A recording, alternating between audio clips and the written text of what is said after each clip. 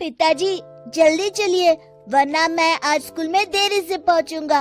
मेरी टीचर बहुत गुस्सा करती है। हाँ हाँ बेटा, अभी चलते हैं, बस 2 मिनट रुको।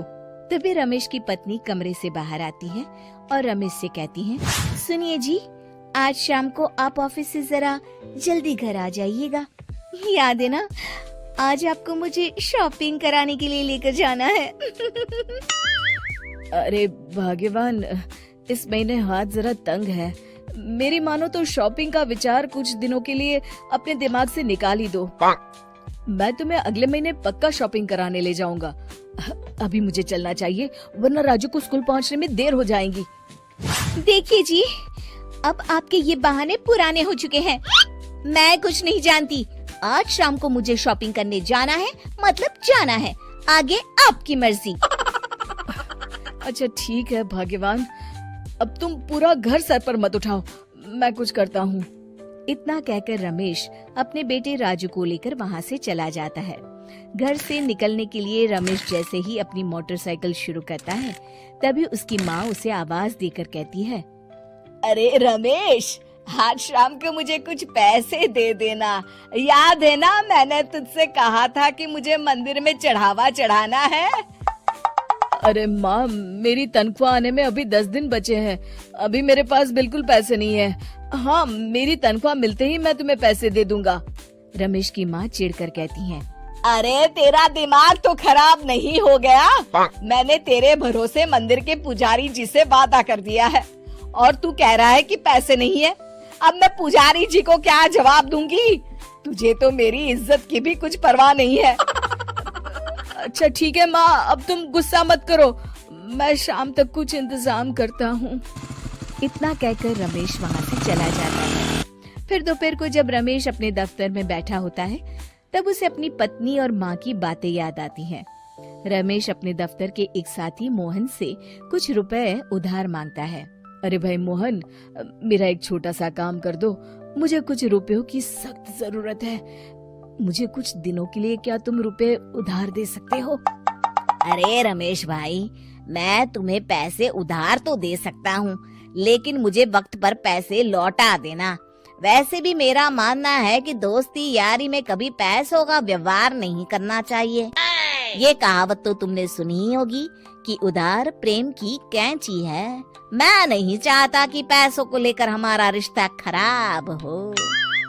अरे मोहन, तुम बिल्कुल चिंता मत करो, मैं तुम्हारे पैसे वक्त पर लौटा दूंगा। फिर मोहन रमेश को पैसे दे देता है। शाम को घर आकर रमेश कुछ पैसे अपनी माँ को देता है और साथ ही अपनी पत्नी को भी शॉपिंग कराने बाजार लेकर जाता है। रमेश की पत्नी और उसकी माँ का स्वभाव जरूरत से ज्यादा खर्चीला होने के कारण दोनों हमेशा बेवजह पैसे खर्च करती हैं। फिर एक दिन, सुनिए जी, अगले हफ्ते हमने छुट्टियों में कहीं बाहर जाने का प्लान बनाया था। आपने पैसों का इंतजाम कर लिया ना? अरे अभी कहाँ, अभी तो मेरे पास बिल्कुल पैसे नहीं है। हम कभी और चले जाएंगे। देखिए जी, मैंने सभी सहेलियों से कह दिया है कि मैं बाहर घूमने जा रही हूँ। अगर मैं नहीं गई तो सब मुझ पर हंसेंगी। आप कहीं से भी पैसों का इंतजाम कीजिए जी। इतना कहकर रमेश की पत्नी वहाँ से चली जाती है। वहीं दूसरी तरफ रमेश की माँ भी तीर्थ यात्रा जाने की जिद करती है और रमेश से पैसे मांगती है। फिर अगले दिन रमेश एक सेठ से पैसे उधार लेकर अपनी पत्नी और बेटे को घुमाने ले जाता है और अपनी माँ को भी तीर्थ यात्रा पर भेज देता है। लेकिन जैसे ही रमेश अपनी छुट्टियाँ बिताकर वापस आता है, कर्जदार उसका जीना मुश्किल कर देते हैं। इतना ज्यादा कर्ज एक साथ अपने ऊपर देख रमेश काफी परेशान रहने लगता है। फिर एक दिन राजू की स्कूल की फीस वक्त पर न भर पाने के कारण रमेश को स्कूल में बुलाया जाता है। स्कूल के प्रिंसिपल साहब रमेश को सख्त हिदायत देते हैं कि अगर वक्त पर स्कूल की फीस नहीं भरी गई तो उनके बेटे का नाम स्कूल से काट दिया जाएगा। अपने बेटे की स्कूल की फीस भरने के लिए रमेश अपने दोस्त गिरधारी से कुछ पैसे उधार ले लेता है और स्कूल की फीस भर देता है। रमेश की माँ और उसकी पत्नी खर्चे और घर की जिम्मेदारी संभालते संभालते धीरे धीरे रमेश पूरी तरह कर्ज में डूब जाता है और तभी एक दिन दफ्तर में काम करते समय रमेश की तबीयत अचानक बिगड़ जाती है और वो बेहोश होकर गिर पड़ता है। उसे जल्दी से पास के एक अस्पताल में भर्ती कराया जाता है। रमेश के घर वालों को ये बात पता चल जाती है तो वे सभी अस्पताल पहुंचते हैं। अस्पताल के डॉक्टर साहब उन्हें बताते हैं, देखिए, देर रात तक जागने और जरूरत से ज्यादा काम करने की वजह से इन्हें चक्कर आ गया था।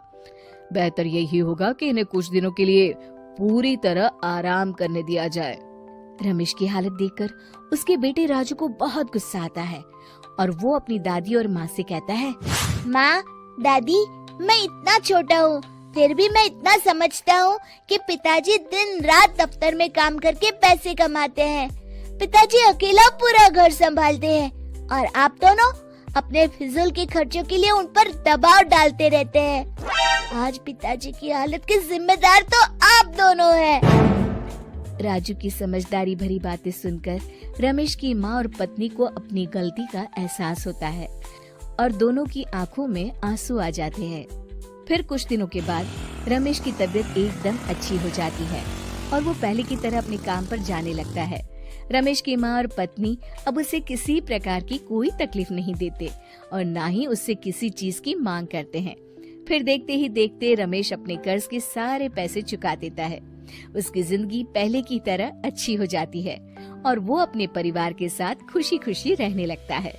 शिक्षा, हमारे रिश्ते एक तराजू की तरह होते हैं जिसकी दोनों ओर जिम्मेदारी और समझदारी का वजन बराबर होना चाहिए।